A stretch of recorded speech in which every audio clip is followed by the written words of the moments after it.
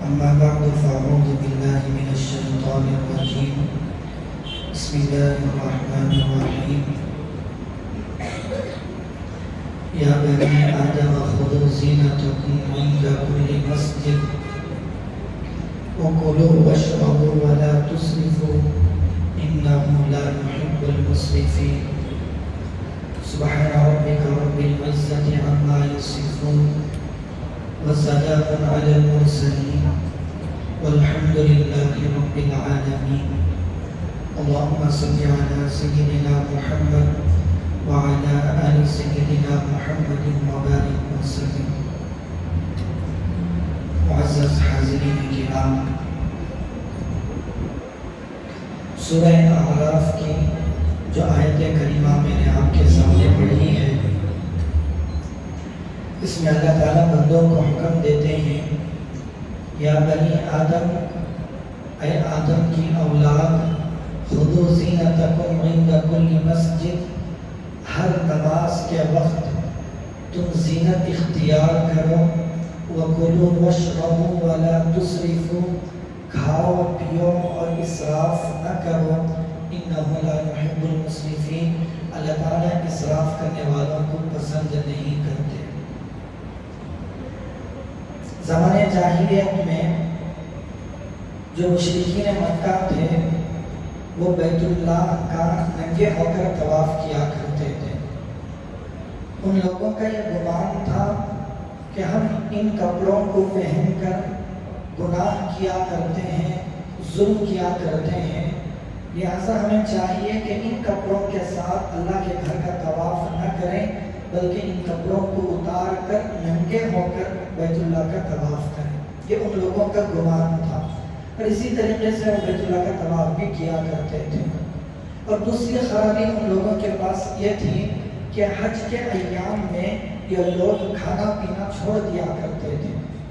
کھانا پینا چھوڑ کر زندہ رہنے کے لیے ایک دو لقمے، جس سے آدمی بے ہوش نہ ہو، نہ مرے، اتنی مقدار ایک دو لقمے صرف کھا لیا کرتے تھے، باقی بھوکے رہا کرتے تھے۔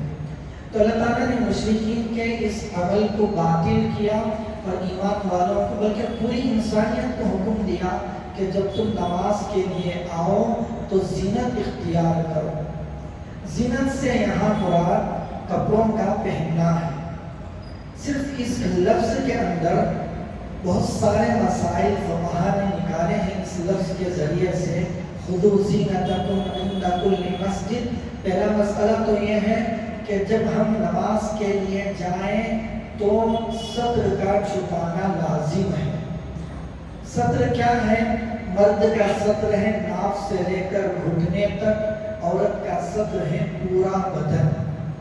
پورا بدن، اس میں ہاتھ اور پیر، جو صرف ہاتھ یعنی جو پہنچوں سے اس کے باہر تک، پیر ٹخنے سے اس کے باہر تک، ٹخنا بھی صدر میں داخل، یہ ہاتھ کا پہنچا بھی صدر میں داخل، اور چہرہ، یہ تین چیزیں عورت کھلی رکھے گی، باقی پورا بدن عورت کو نماز میں چھپانا پڑے گا۔ یہ جو تین چیزیں کھلے رکھنا ہے یہ صرف نماز کے لیے ہے۔ نماز کا جو صدر ہے وہ اتنا ہے، اور جب غیر محرم مردوں کے سامنے آئے گی تو بلا ضرورت ان تین چیزوں کو بھی کھلی رکھنے کی اجازت نہیں ہے۔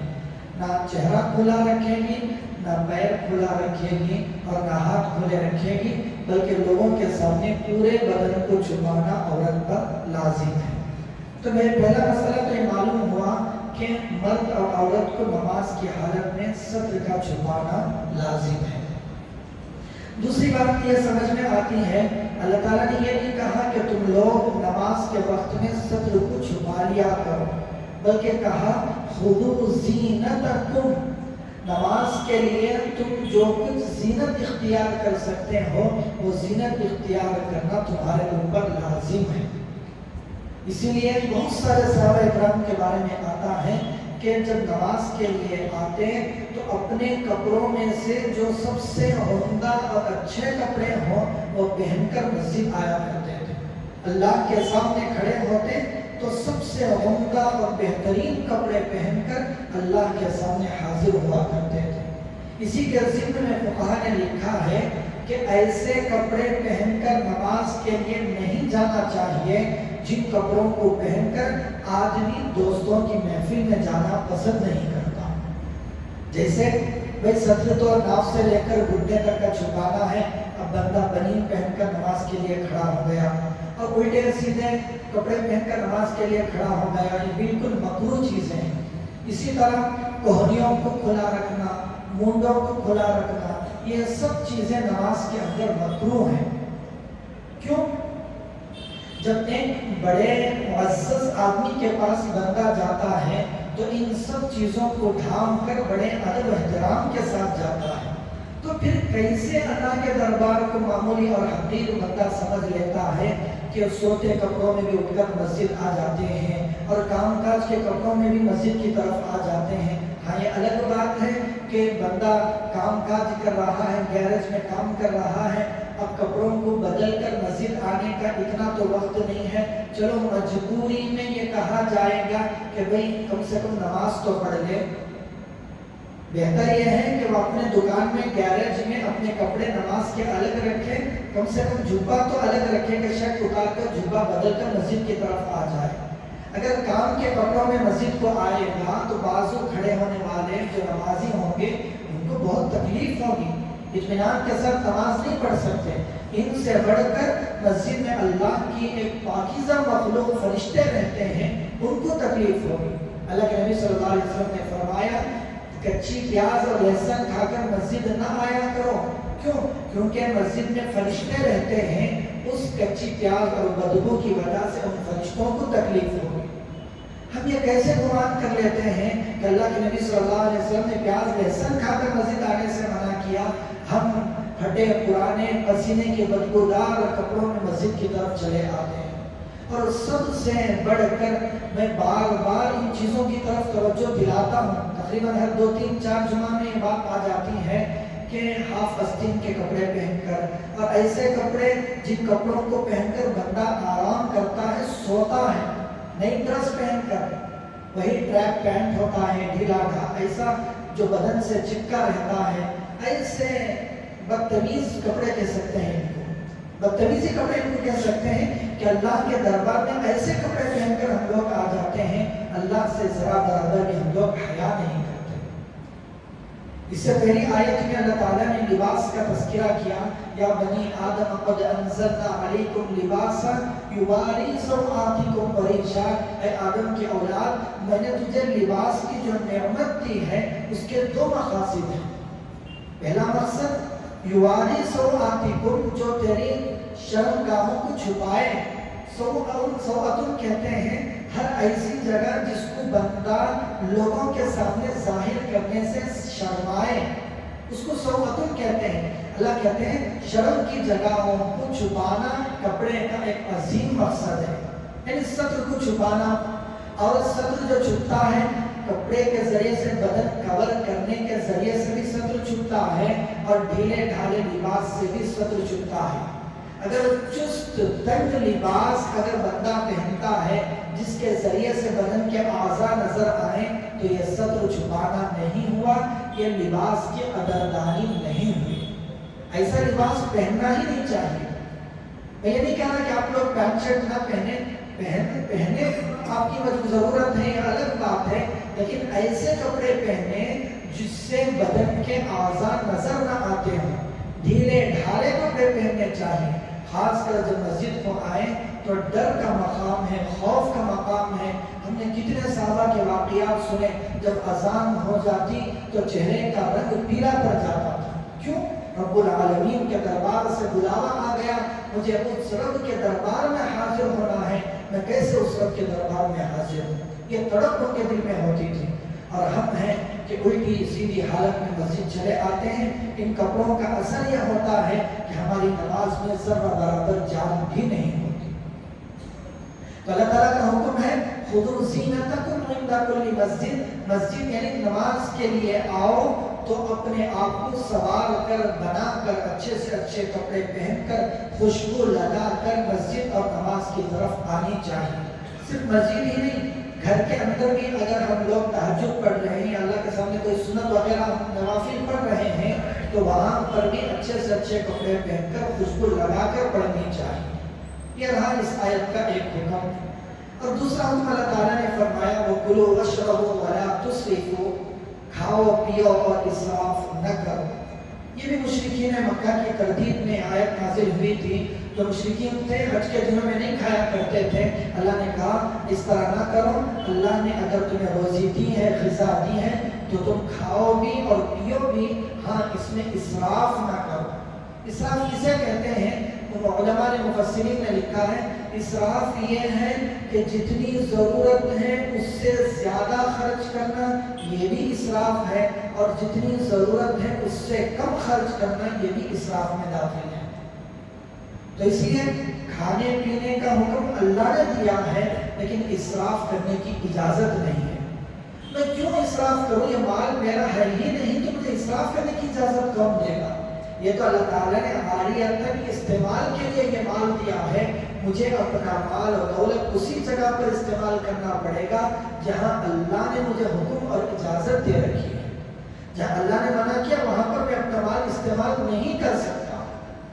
تو اسی کے ذکر میں مفسرین نے اور بھی چند باتیں لکھی ہیں۔ ایک بات تو یہ لکھی ہے کہ بہت ساری احادیث میں آتا ہے کہ اللہ کے نبی صلی اللہ علیہ وسلم نے یہ بھی فرمایا۔ ایک تو پہلا مسئلہ اس آیت سے یہ سمجھ میں آتا ہے کہ کھانا پینا بندے کو ضرور چاہیے۔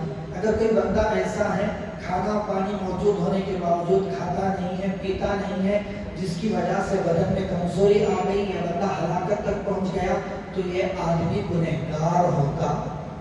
موجود ہونے کے باوجود نہ کھائے تو بندہ گنہگار ہوگا۔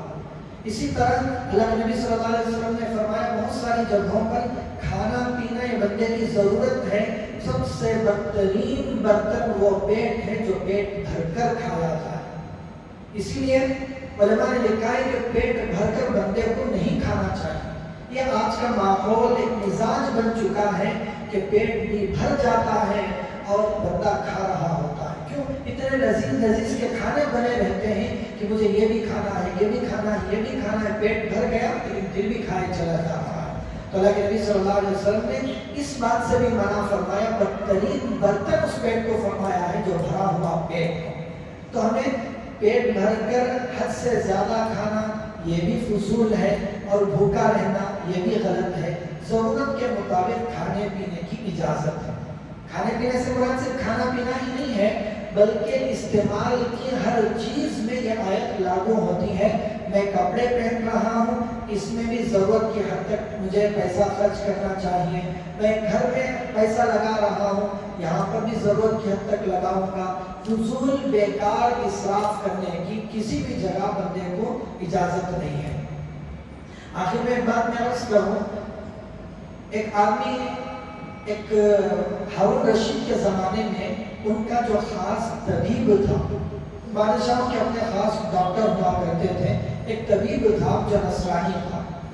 اس نے کہا کہ تمہارے اسلام میں علم یعنی روحانی اعتبار سے علوم تو بہت ہیں، لیکن علم الابدان بدنوں کا علم یعنی میڈیکل سائنس تمہارے قرآن کے اندر اسلام کے اندر بالکل نہیں ہے۔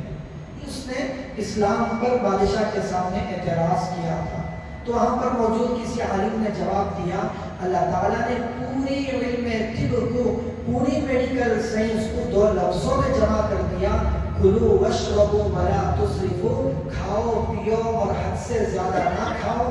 اگر کوئی بندہ صرف اس فارمولے کو فالو کرنے لگ جائے تو کوئی بندہ بیمار نہیں ہو سکتا۔ شیخ سعدی علیہ رحمہ نے گلستان یا بوستان میں ایک واقعہ لکھا کہ مدینہ طیبہ میں ایک کسی کسی ملک سے ایک حکیم آیا اور مدینہ طیبہ کے اندر اس نے اپنی مکتب اور کلینک کھولی۔ ایک دن گزرا، 2 دن گزرے، کئی مہینے گزر گئے، ایک بندہ بھی مریض بن کر علاج کے لیے نہیں آ رہا ہے۔ یہ آیا اللہ کے نبی صلی اللہ علیہ وسلم کے پاس یا کسی صحابی کے پاس آ کر کہا کہ کیا بات ہے، تمہارے بستی میں کوئی بیمار نہیں ہوتا یا بیمار ہو کر ہمارے پاس نہیں آتا؟ تو انہوں نے جواب دیا، اصل مسئلہ یہ ہے کہ یہ صحابہ اس وقت تک ایک لقمہ بھی نہیں کھاتے جب تک بھوک نہیں لگتی۔ یہ ہمارا نظام بنا ہوا ہے کہ ناشتے میں بھی کھائیں گے، دوپہر میں بھی کھائیں گے، رات میں بھی کھائیں گے، چاہے پیٹ بھرا ہوا ہو، یہ 3 ٹائم کا کھانا تو لازمی ہے، اس کے درمیان میں جو بھی ملے کھاتے رہیں گے۔ کھا کر آج کل کی بیماریاں زیادہ ہو، ہارٹ اٹیک کیوں آتا اور شوگر کیوں آتی ہے، بی پی کیوں آتی ہے، سب غور کریں کہ کھانے پینے کی بیماریاں ہیں۔ تو سب اس حکیم نے کہا کہ ہاں یہی ایک فارمولا ہے جس کی وجہ سے مدینہ منورہ میں کوئی آدمی بیمار نہیں ہوتا۔ تو ہارون رشید کے دربار میں اس عالم نے کہا کہ اللہ تعالیٰ نے صرف 2 لفظوں میں پوری میڈیکل سائنس کو جمع کر دیا، کلوا واشربوا ولا تسرفوا، کھاؤ پیو اور فضول اور اسراف نہ کرو، یعنی حد سے زیادہ نہ کھاؤ۔ اسی طرح اللہ کے نبی صلی اللہ علیہ وسلم کی بھی ایک حدیث ہے، اللہ کے نبی صلی اللہ علیہ وسلم نے فرمایا معدہ یہ پورے بدن میں خون کو سپلائی کرتا ہے، یعنی غذا وغیرہ معدے سے سپلائی ہوتی ہے۔ معدے کو اگر تم بیلنس رکھو گے، اس کو صحت مند رکھو گے تو یہ معدہ پورے بدن میں صحت کو منتقل کرے گا۔ اگر معدہ بیمار ہو گیا، معدے کے اندر خرابی آ گئی تو یہ معدہ پورے بدن میں بیماری کو منتقل کرے گا۔ اسی کی وجہ سے دل بھی بیمار ہوگا، دماغ بھی بیمار ہوگا، ہاتھ بھی دکھیں گے، پیر بھی دکھیں گے، جو کچھ بھی ہے بیماری معدے سے اٹھتی ہے۔ یہ اللہ کے نبی صلی اللہ علیہ وسلم کی حدیث ہے۔ تو ہم یہ نہ سمجھیں کہ اسلام نے ہمیں اس لائن سے بھی یتیم چھوڑا ہے۔ اللہ کے نبی صلی اللہ علیہ وسلم نے ہر لائن سے ہماری رہنمائی فرمائی ہے۔ اگر سنتوں کو جان کر ایک سنت پر عمل کرنے لگ جائیں تو جو آج کل کی بیماریاں ہیں، کوئی بیماری ہمارے قریب تک نہیں آ سکتی۔ آج کل سائنس جیسے ترقی کر رہی ہے، ایک سنت کی عظمت اور ایک سنت کا فائدہ کھل کر ان لوگوں کے سامنے آ رہا ہے۔ ہم ہیں کہ اللہ کے نبی صلی اللہ علیہ وسلم نے اتنے بہترین فارمولے 1400 سال پہلے ہمیں بتا دیے تھے، ہم نے ان کو چھوڑ دیا۔